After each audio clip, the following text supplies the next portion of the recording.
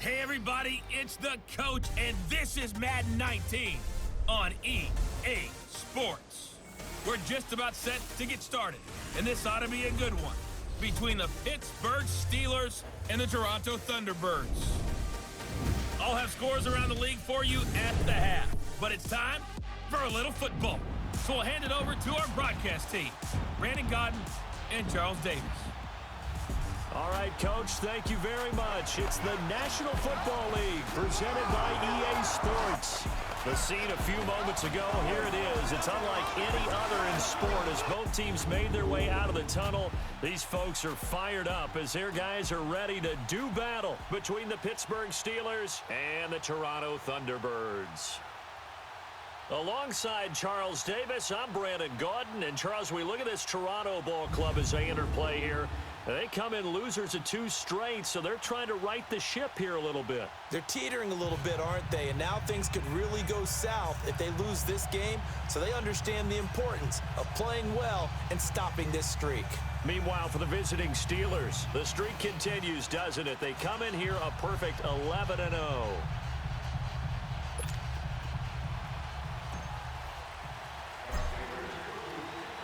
The calendar has turned to December, and we're in the home stretch now as we're underway in Week 13. This will be fielded at the 6.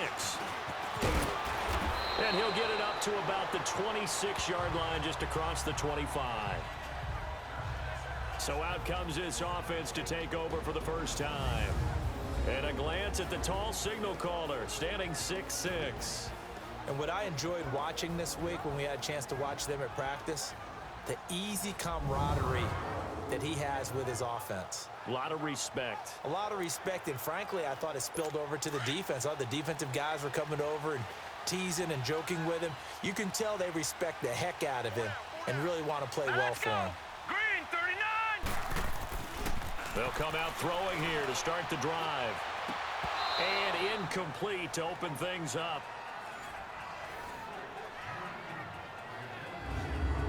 And the big boys up front in the trenches. What do you think of the O-line, Charles? I love them because this is a group that's so cohesive. They know what the man next to them is going to do at all times, and they operate as a terrific unit. Once again, they'll come up on the 26-yard line, 2nd and 10. Here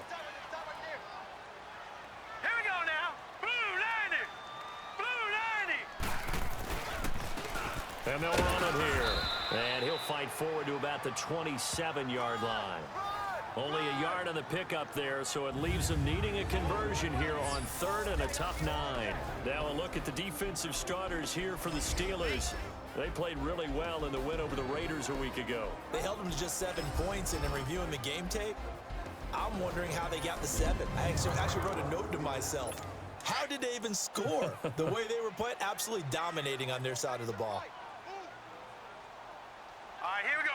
Blue 90! They'll look to throw. And it's incomplete. Took a shot, couldn't connect. Well, that certainly looked like something that they discussed all week in practice, getting ready for this one. Take the big shot right out of the gate. At worst, you'll open up the defense a little bit, loosen them up, have them back on their heels. So here are the Steelers now to take over for the first time. And leading them out there, their 6'5" quarterback. It's pretty much become the norm when we see guys come out before a game and go through the route tree with their receivers. I thought it was exciting for us to see the exact same thing happen in practice. He's so meticulous, isn't he? He really is, and that tells me it's not just a one-time-a-week thing. They work on it all the time, trying to hone that fine edge. They want to see if they can get in sync and stay in sync in this one.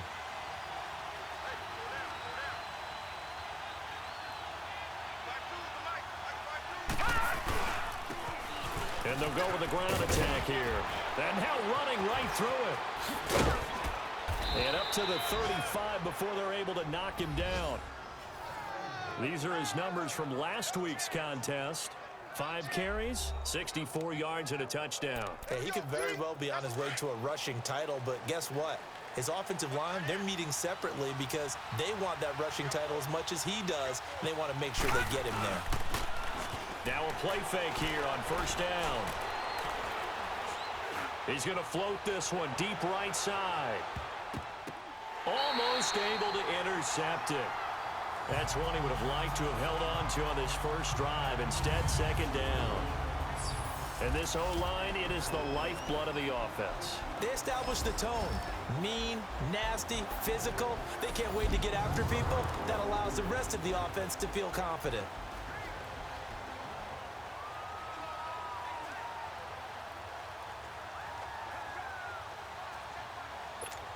So now 2nd and 10 after the incompletion on first down.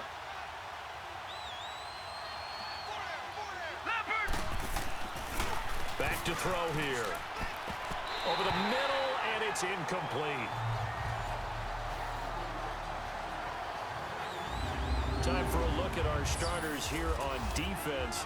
There are 32 teams in the NFL, and they're just better than 50% of them at defending the pass, number 16 in the league. I think if you talk to their head coach, you'll get a nice answer about how much he likes his team and what they're doing. But at the end of it, he would admit there's definitely room to improve. So back-to-back incompletions, and that has him staring at a 3rd and 10. They'll drop to throw. And he'll be out of bounds after getting this one across the 40. The completion good for only 6, and that'll bring up 4th. Let's make this one simple. What a catch, especially the finishing part of getting his feet in bounds, toe tapping, and of course, foot dragging. Little tapestry, if you will. Oh, I like it. They'll try and throw for it here. And it is incomplete. A surprising move here on the opening drive of the game. And that will force a turnover on downs. So, Charles, why in the world do you take that risk there? It doesn't make a whole lot of sense on the surface, but I've been around enough of these coaches and enough of these meetings along the way. Sometimes they're so confident in a play call that they don't care about the situation. They think that that play, at that time, they're going to run it and pick up whatever they need. So maybe that's what influenced him there. I'm guessing because I have no other explanation. Yeah, that's tough. Inside of the field, that chunk of yardage to pick up. Head scratcher. Here we go now. Why is it a first and 11?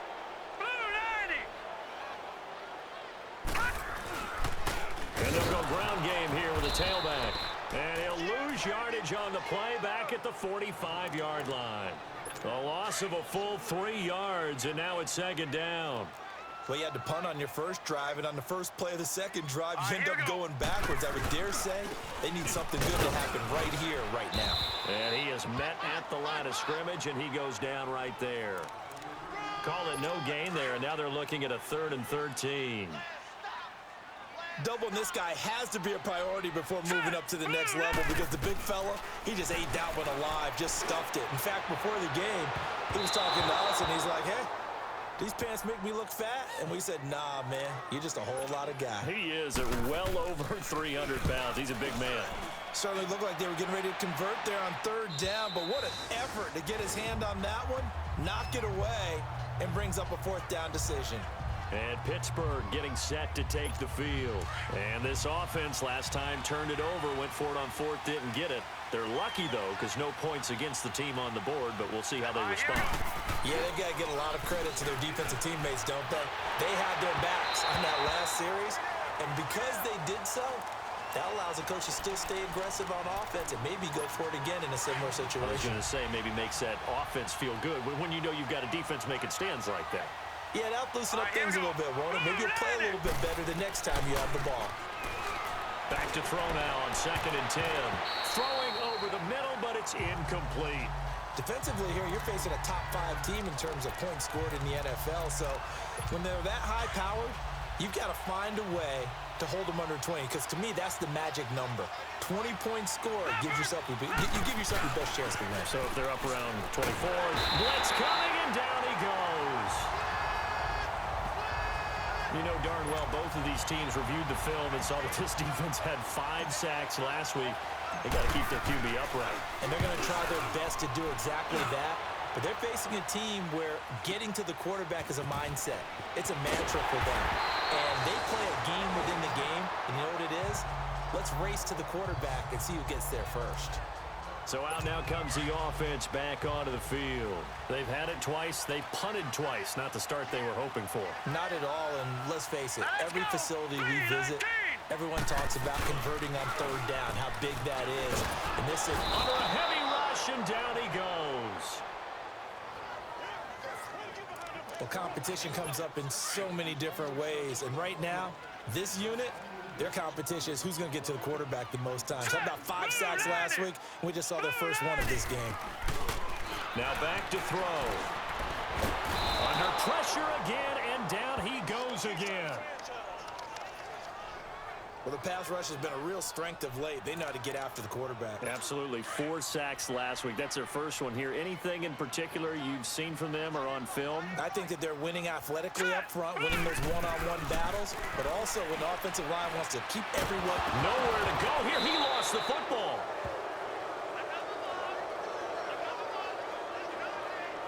On plays like this, when the ball comes free, it's often unusual for the team that lost it to get it back because this is a quarterback. The ball gets away from him. Everyone else is trying to execute what they're supposed to do on offense. They're usually looking in the other direction, downfield, or have moved away from him.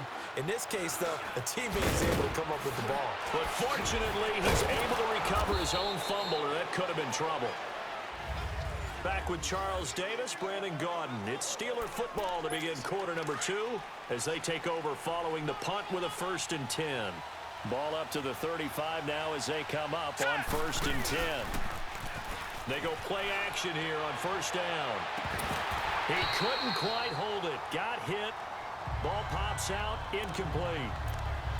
Seems like this defense, especially the secondary, has really been contesting about every throw in this first half. Remind me of a good half-court defensive basketball team. Every time a pass is thrown, they're right there in good defensive position, able to affect the play. Now he'll look to throw here on 2nd and 10. And he'll get it out near the 40 to the 39. 4 yards on the completion, and it sets up a 3rd down. And that's one of his advantages of a passer, is it not? With his height, setting back there in the pocket, firing it over the middle, he can really see everything clearly. It is, and I know that other quarterbacks get it done different ways, all right? You don't have to be his height to make a great play. But what he does is he takes away having to make those slide steps in the pocket to find angles to throw the ball through. He just throws right over the top of it because he can see everything, and sometimes that saves time and gets the ball to a receiver quicker. And they'll try the ground game here with the running back. And he's going to be stopped at about the 37.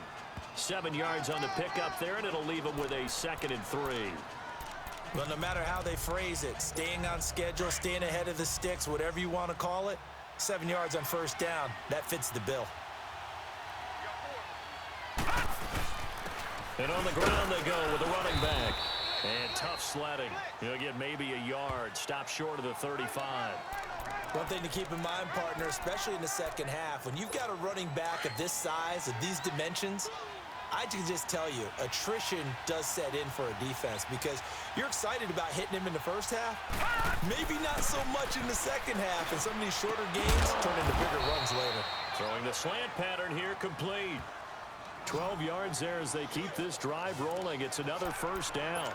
This has to go down as one of the simpler routes in the playbook, but oh so effective. Nice completion there. Keeps the sticks moving. And they'll go on the ground. And a good run as he manages 7 yards down to the 17. That's a strong pickup right there on 1st down. And as this drive goes on, we're seeing an offensive line and running game imposing its will.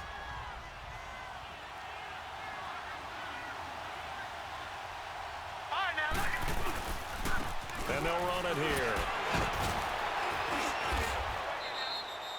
It's a pickup of 6 and good enough to move the chains. Yeah, once more, strong running, excellent blocking at the point of attack. They've got a nice little drive brewing right here. This offense finding its legs now. Here's another 1st and 10. 2 minutes remain in a scoreless first half. Back to the booth right after this.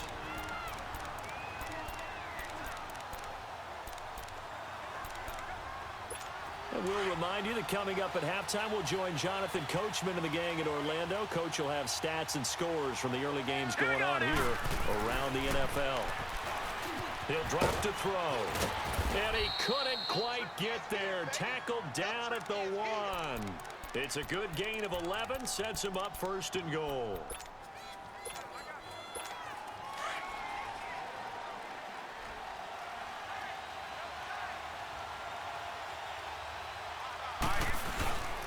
They'll try and run for it on 1st and goal. And he's in. Touchdown, Pittsburgh. A great play there. Becoming just the 2nd player with 30 touchdowns in a single year. And the Steelers are able to strike for 6.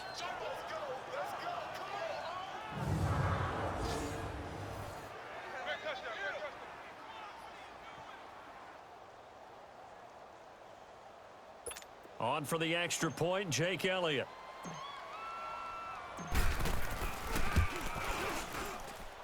Elliott good on the extra point, and it's now a 7-0 game.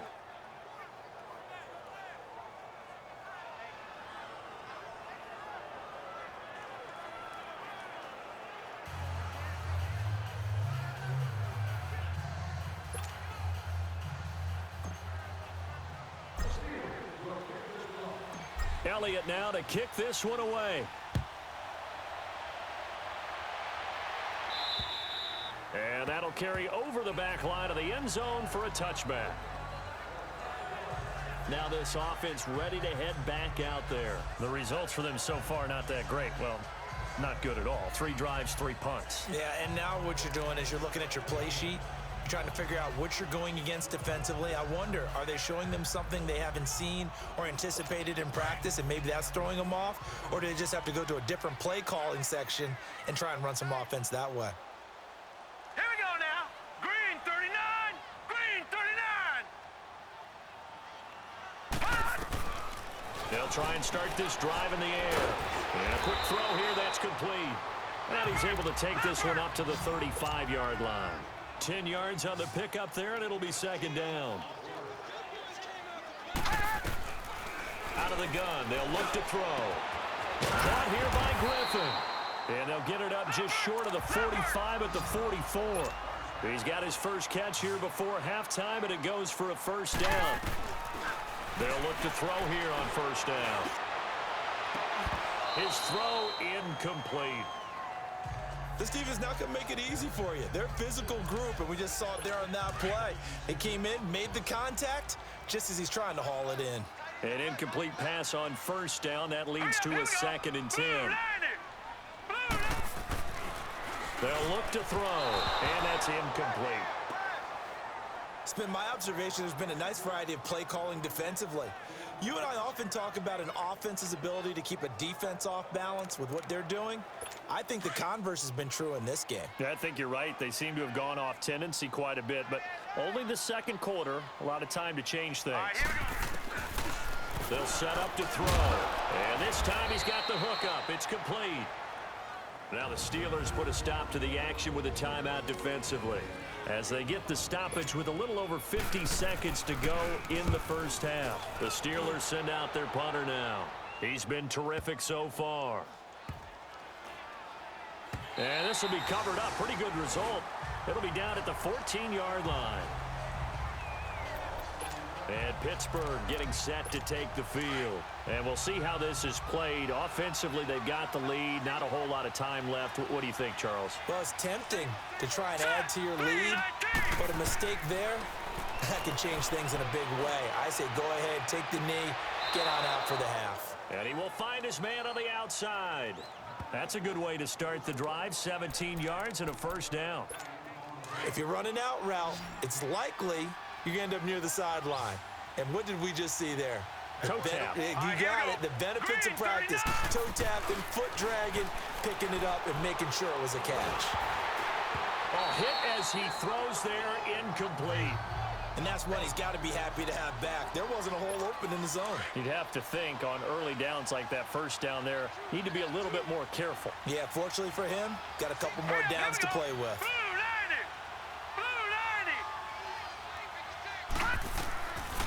Looking to throw. Trying to lay one up deep. And that's caught inside the 35. And they finally do get him, but not before he reaches the 27. And now before this first down play, we're going to get a timeout here, as they'll stop the clock with 26 seconds to go until halftime.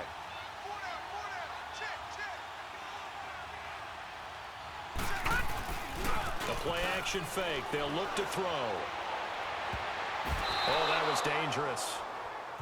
Threw it into coverage, almost picked, but instead they'll keep it on second down. Trying to get that one to his tight end, and they've been trying to get the ball to him, but as of yet, unable to successfully complete one. But you know, there's usually a nice comfort zone in throwing to the tight end. Great sight lines, usually right in the middle of the field. And he comes back with one complete. And down inside the 15, shy of the 10. And now we won't see a play on first down. We're going to get a timeout instead, as they'll stop it with 14 seconds to go in this first half. Back to throw now on first down. This is caught. And he's brought down. 11 more on that one and another first down.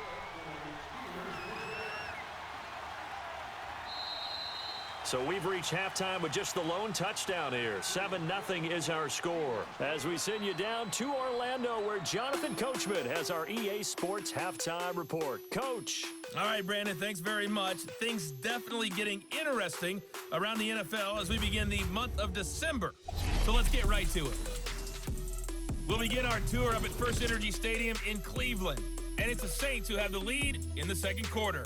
The Saints seem to be on their way to what would be a good victory. From there, we're off to check out another game. And at this point, they trail the visiting Atlanta Falcons. The Falcons looking to sew that one up, and they look to be in pretty good shape. Lastly, let's get you to Charlotte, North Carolina. Check on the Panthers at home at Bank of America Stadium. And it's the visiting Minnesota Vikings who are out in front. The Vikings trying to hold on and claim victory. Meanwhile, in our game, just the lone touchdown accounting for all the scoring. A tight one, 7-0 is the score. And for the call of the second half, we send it back to our broadcast team of Brandon Gotten and Charles Davis. Okay, Coach, appreciate it. A one-touchdown game here as we get set to resume play in the second half. Now Bush on the return. Uses the stiff arm. And a great return. Solid field position. He's up all the way to the 45-yard line. At some point, we're going to get it through our heads. Special teams, special teams, special teams. The spark that often wins games.